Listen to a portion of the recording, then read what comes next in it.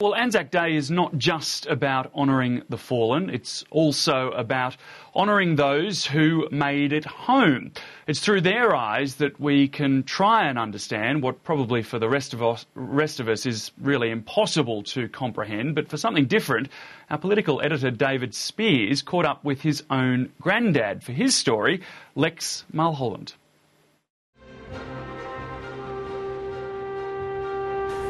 Well, Lex, I want to take you back to 1940 when you were first called up to serve. How did you get the news and how did you feel? Well, I got it through my parents, my mother and father. I was called up by name, by letter, and where I was to report to and when. And from there on, of course, I just followed the instructions given. And while I was relatively pleased to go, my mother in particular was very much averse to it. She didn't want me to join any service at all, but of course she had no choice, and I went with her. I was ordered to go. Because the Air Force needed more numbers, didn't they? Well, they did, because they were losing the pilots over in England, you see. Well, they were losing them pretty quickly, weren't they? They were. As I said, at the time we were told on the scuttlebucks that the pilots in England on their squadrons were flying over Germany. Of course, the Germans were opposing them, and their expectations of life was 3 weeks. 3 weeks? 3 weeks in England if you were flying as a fighter command or bomber command. And you wanted to sign up for that?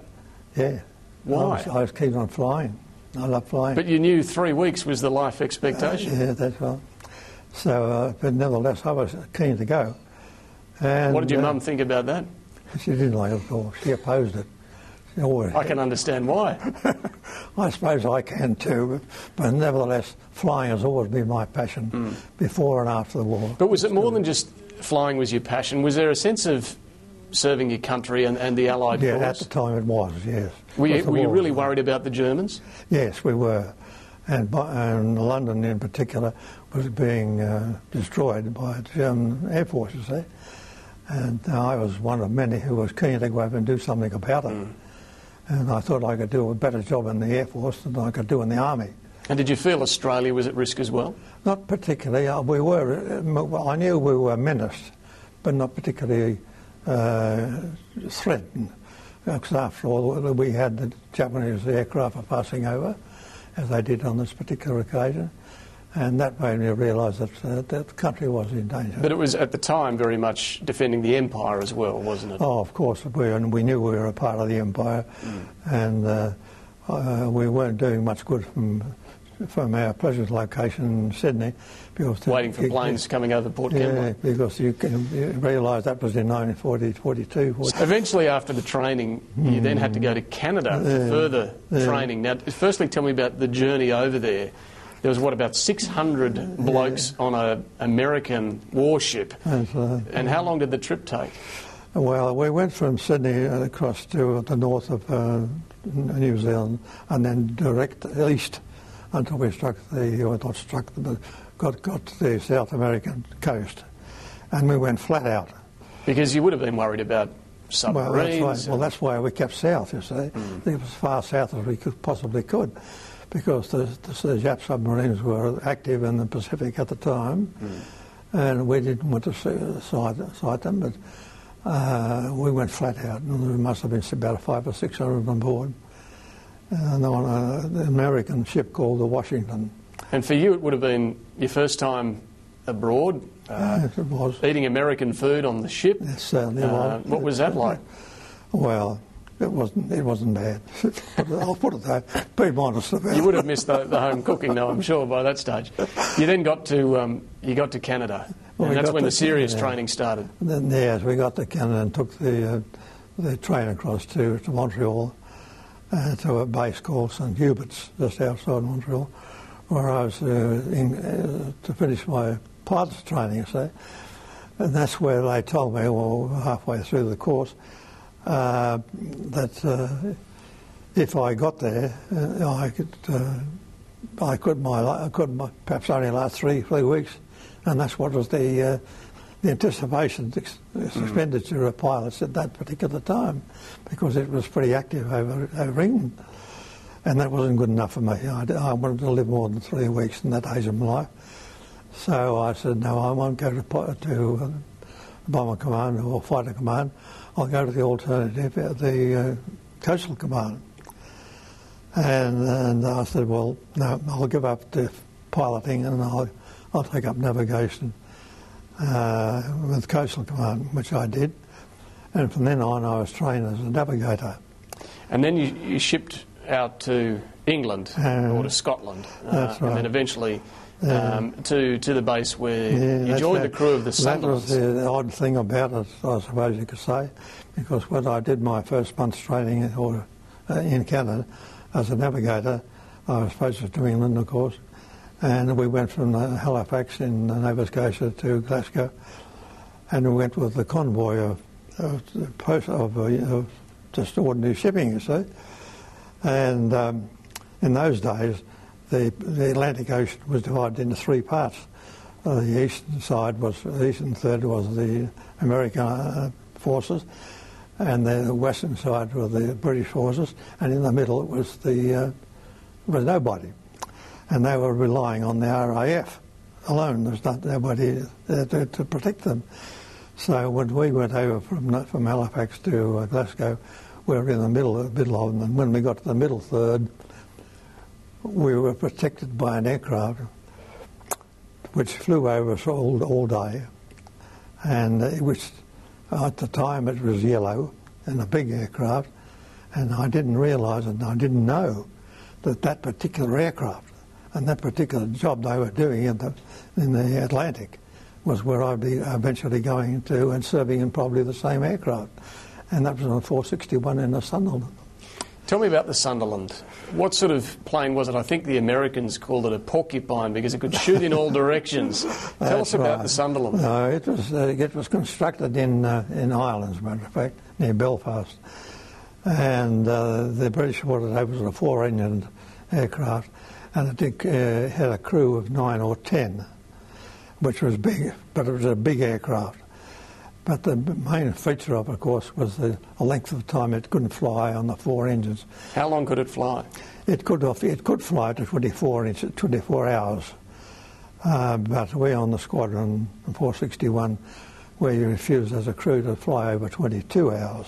Did you ever fly 22 hours? Yeah, once or twice. Yeah. 22 hours? Yeah, fly. How did you do that? A lot of coffee. Well, as a matter of fact, the reason we had 9 or 10 in the crew was that all the positions on the aircraft were duplicated, so they could have some rest, you see. But there was one exception, and guess who that was? The dear old navigator, and he was supposed to work the whole time. Tell me how you felt when you heard that the war, the war in the Pacific and then the war in Europe were over. Well, I was on the squadron, of course, and we were called up by the Wing Commander Oldham, and told that the war was over, and that we would be stood down. And we were stood down within a couple of days. In other words, we were posted to Brighton, which was the Australian headquarters, and waiting for a ship home. And we just had to wait there in Brighton until the ship was found for us, and we came home. And it was a long trip home, I'm guessing, but when you finally got there, what was it like? Seeing your mum again in particular? Well, I can remember it well. We came back and I landed, and we were taken up to Bradfield Park, and that was very close to where I lived. I could walk from my home in Linfield to Bradfield Park. And when I got out of the coach at Bradfield Park, and I saw the crowds of people behind some restraining wire, and I said to the chap, I said, where do I go from here? Because I was on my own. And he said, your families are over there. Yes, but I said, I can't. There's hundreds of people there. He said, oh, they'll find you. So that's how they found me. I walked across on them and dropped to my gear, and I heard my mother calling, Lex, Lex, Lex. And I knew it was me, because nobody else would have the name of Lex. She would have been very met my pleased to mother. see you. It was a very emotional time, no doubt about that. But my father was there, and he was a different type altogether. And he stood back and just smiled and just grinned. But you knew how he felt. And I didn't know whether to go and kiss him or not. I didn't feel like kissing a man. I mean, you didn't do that sort of thing in those days. So I went across to him and shook him by the hand, and he smiled and I smiled. So you were in London, and that's when you really saw firsthand what things were like in the heart of the war. I certainly did. What happened? Well, the bomb fell on close to the station where I was. The train station. You just got off the train. I just got off the train and I was on the station, and I found the nearest seat and sat there, and somebody came over a couple of minutes later, said, "Are you all right, mate?" And I said, "No, I'm not all right." But I said, I will be okay. And when I felt well enough to get outside the station and get into where the bomb fell, which is very close, next lane next to the station, that's where I found all the problems. All the buildings were shattered. There was dead lying on the street. And I walked up to one of the wardens there, who was there at the time. I said, anything I can do, mate? And he said, no, just leave it to me, we're used to it. So he walked away, and I walked the other way. That's the end of it. So it must have shaken you up. It did. It's shaken me up ever since. You don't have PTSD without it, and I've still got it. And unfortunately, there is no cure for it. No. And the DVA have notified, that's the Department of Veterans Affairs, have notified me that only about a year or so ago that I had it, and I knew that, and they said up to date. The authorities in America and England are still searching for the reason. Well, we knew the reason, but to me personally, and others like me, they haven't found a cure for it. They never have. No. And I still pray. I certainly today, if this was a thunderstorm, lightning, I got to get undercover, literally undercover, and I still do, still have to. Ever since that day. I want to take you to a more positive entry in the diaries. Your final paragraph in your final 7th journal here. Let me read it, or perhaps I should. How are your eyes, Lex? Can you read that one out? The final. No, I couldn't. The final entry. Well, let me read it. I'd have to have the glasses. Here we go. Now I'm home again. Peace is with us. My friends and relatives are around us again. Let us hope and pray for a happier, peaceful world in our time, that there has been an ending to the horror of war, its evils, that men may live together in harmony and peace with one another. With God's help, I believe it shall and will be. That really sums it up, doesn't it? It does, and I still agree to it. Yeah. And has the world been a safer place since then? I think so. Mind you, it could do better. That's my opinion.